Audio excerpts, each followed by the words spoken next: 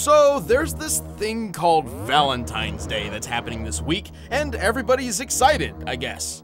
But they're all stuck in the past and present. In the matters of love, I am always looking to the future. A future of mechanical romance. Hey, I'm Wiz from Death Battle for Screw Attack's Top 10 Robot Girlfriends. Number 10. While she lacks in personality, Cosmos from Xenosaga more than makes up for it everywhere else. I mean, look at her and be honest with yourself. Long flowing hair, excellent physique, limbs that transform into weapons? This girl alone should be enough to convince you that cybernetic lovemaking is mankind's inevitable future. But my personal favorite quality of hers is her logic-first type of mindset, which always helps her assess a situation rationally.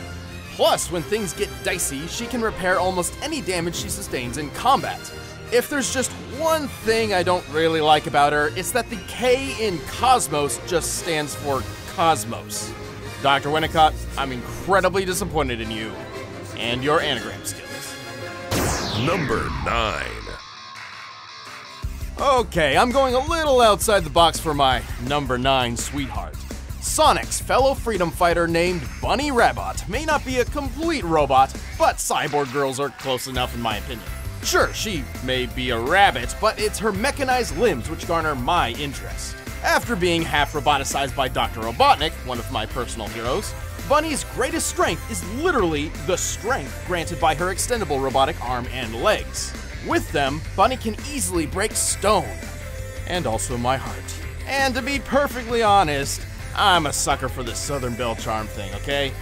Don't judge me. Oh, this Magno, this sure makes me feel attractive.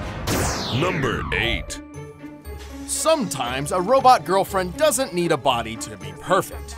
So what if Pat, the AI in the smart house, can only manifest herself via indoor virtual projection? That's no issue for me. I mean, I haven't seen natural sunlight in over 5 years after all. Hey, all this science isn't gonna do itself. Regardless, this brilliant MILF could make a fine companion and even a perfect assistant in my lab. And with her vacuum floors which inexplicably suck up whatever, I'll bet she could even handle Boomstick's messes no problem. Sure, she once had a glitch in her system which caused everything to go haywire, but what great technology doesn't come with a couple bugs to iron out? Besides, she somehow just so happens to look exactly like Katie Seagal, so that's a major plus in my book. Number 7. Any prospective romantic partner of mine must have a high level of intellect. Few minds are as intuitive as Ghost in the Shell's Major Motoko Kusanagi. Using her wits, hacking skills, and hand-to-hand combat prowess, she apprehends dangerous criminals in cyberpunk Japan on a regular basis. Her synthetic body has other advantages too. For one thing, despite not being entirely mechanical, she's physically locked in her mid-20s, so she wouldn't even need my retro-aging serum to maintain her good looks. Although there is one obstacle with the Major. Heterosexual e-sex is pretty painful in her world, but I'm up to the challenge. Number 6. My choice for number 6 is number 6. No, really, number 6 from Battlestar Galactica. Listen, I need a woman with more than just appealing aesthetics. She's gotta be witty and powerful to boot. 6 was able to single-handedly bring humanity to the brink of total eradication, forcing those who remain to abandon their very galaxy. She's the one who sets off the entire reason the Battlestar Galactica series even exists. Is 6 dangerous? Absolutely. But what fun is life and love without the potential for mass extinction? Number 5. If I may be completely transparent with you, I've always been a bit jealous of Roger Smith from the Big O. But it's not because of his Batman-esque lifestyle, nor is it because of his enormous mech. I already have plenty of those. What I don't have is a mecha woman like R. Dorothy Wainwright, his assistant android. Dorothy may be petite, but don't let her small stature fool you. When she needs to, she isn't afraid to put her superhuman strength and agility to the test. But while Roger may not always treat her like the lady she is, Dorothy would certainly be welcome in my laboratory anytime, if you know what I'm saying. Number 4.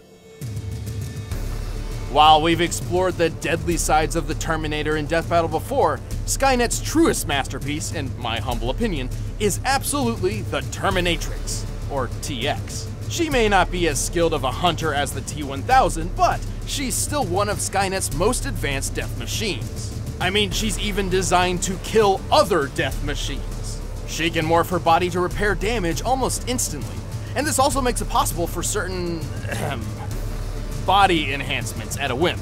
And when she wants to get a little wild, her arms can morph into a variety of weapons, from buzzsaws to flamethrowers to a full-on plasma cannon.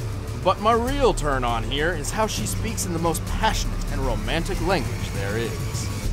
Dial-up internet.